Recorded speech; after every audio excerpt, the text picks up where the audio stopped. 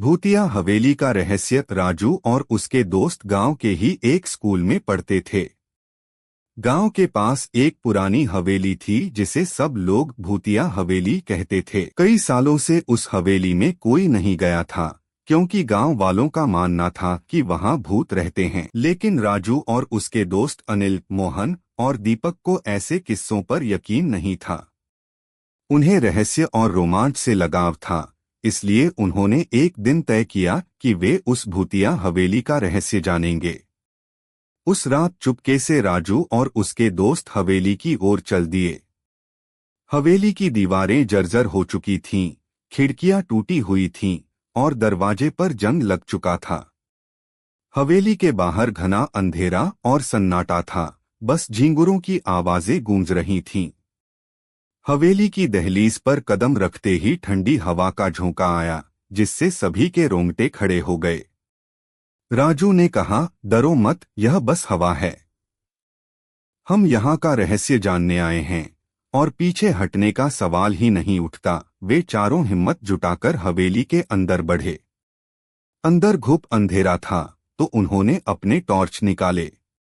Torch की रोशनी में दीवारों पर अजीब आकृतियां दिखाई दीं, जैसे किसी ने खून से चित्र बनाए हों। दीपक ने घबराकर कहा, यह सच में भूतिया जगह है, हमें यहाँ से चले जाना चाहिए। लेकिन अनिल ने उसकी बात को नजरअंदाज किया और आगे बढ़ता रहा। अचानक उन्हें सीढ़ियों के नीचे से किसी के बोलने की हल्की हल्की आवाजें सुनाई दीं। सभी के दिल की धड़कनें तेज हो गईं। मोहन ने कहा, शायद यह हवेली का कोई पुराना नौकर है जो यहाँ छिपकर रह रहा हो। चलो देखते हैं। सीढ़ियों से नीचे जाने पर उन्हें एक बड़ा कमरा दिखा, जहाँ एक पुराना लकड़ी का बक्सा रखा था।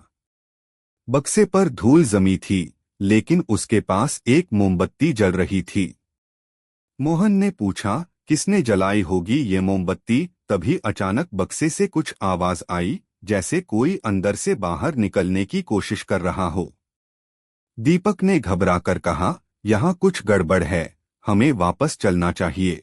लेकिन अनिल ने बक्सा खोलने का मन बना लिया और धीरे धीरे बक्सा खोलने लगा। बक्सा खुलते ही उसके अंदर से एक पुरानी डायरी और कुछ पुराने दस्तावेज निकले। डायरी के पन्नों पर हाथ से कुछ लिखा हुआ था। राजू ने उस डायरी को उठाया और पढ़ना शुरू किया। इस हवेली का मालिक राजा साहब थे। उनके पास अपार दौलत थी, लेकिन उनके कोई वारिस नहीं था। उनकी मृत्यु के बाद यह हवेली वीरान हो गई। कहते हैं कि उनके खजाने का रहस्य इसी हवेली में कहीं छुपा है। राजा साहब की आत्मा इस खजाने की रखवाली करती है। जो भी इसे पाने की कोशिश करता है, वह यहाँ से जिंदा नहीं लौटता। यह पढ़ते ही सभी के चेहरे का रंग उड़ गया। राजू ने सोचा, क्या सच में यहाँ कोई खजाना छुपा हुआ है? उसके मन में रोमांच जाग उठा। वह बाकी दोस्तों को लेकर हवेली के अलग अलग हिस्सों में खजाना ढूंढने लगा। तभी उन्हें हवेली की एक दीवार पर कुछ अजीब सी दरारें दिखाई दीं। अनिल ने कहा, यह दरारें आम नहीं लगती, शायद यहाँ कुछ छुपा हो। उसने दरारों पर जोर से हाथ मारा तो एक गुप्त दरवाजा खुल गया।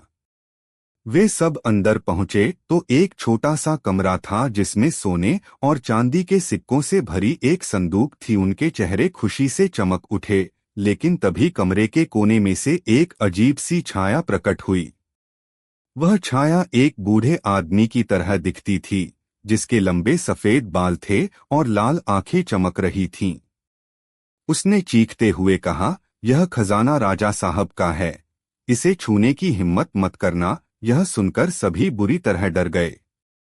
राजू ने हिम्मत जुटाई और कहा, हम खजाना लेने नहीं आए, हम बस इस जगह का रहस्य जानने आए थे। हम यहाँ से चले जाएंगे, बस हमें जाने दो। छाया ने थोड़ी देर सोचा और फिर कहा, ठीक है, लेकिन याद रखना, जो इस खजाने को पाने की कोशिश करेगा, उसका यही हश्र होगा। अब भाग जाओ यहाँ से। राजू और उसके दोस्त बिना देर किए वहां से दौड़कर बाहर आए।